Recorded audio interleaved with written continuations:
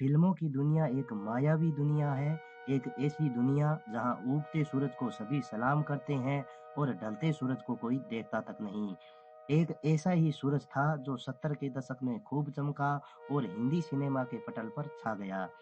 लेकिन आज कहाँ है किसी को खबर तक नहीं।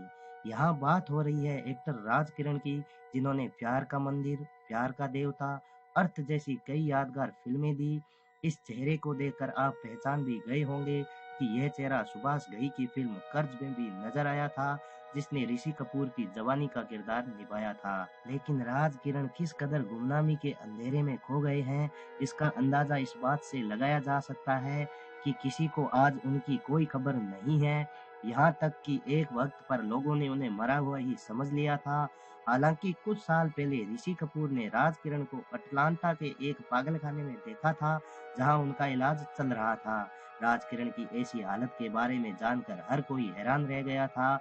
जो एक्टर कभी तारे की तरह फिल्मी पर्दे पर चमक रहा था, आज वो पागलखाने में जिंदगी और मौत से लड़ रहा है। लेकिन इससे भी बड़ी दुख की बात तो यह है कि राज किरण के फिल्मों से चले जाने के बाद किसी ने भी उनकी सुध नहीं ली।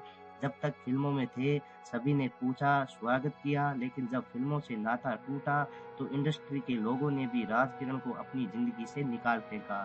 ठीक वैसे ही जैसे कोई दूध से मक्खी को निकालकर फेंक देता है।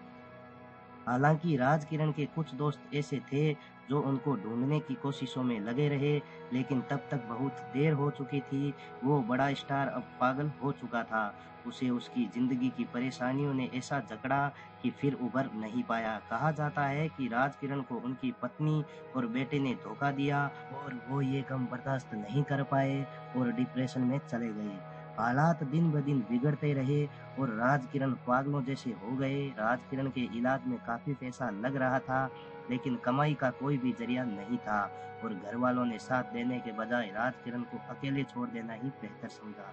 महेश भट्ट, जो राज किरण के काफी करीब थे, उन्होंने 2011 में दिए एक इंटरव्यू में कहा था कि जब वो मुंबई के एक अस्पताल में राज से मिले तो उनकी हालत ठीक नहीं थी, वो डिप्रेशन में थे। उस वक्त भट्ट ने राज किरण को फिल्मों में काम दिलाने का वादा भी किया और कोशिश भी की, लेकिन भट्ट के मुताबिक जब इंडस्ट्री में एक बार खबर फैल जाए कि आप पागल हैं, तो कोई भी आपके साथ काम करने को तैयार नहीं होता।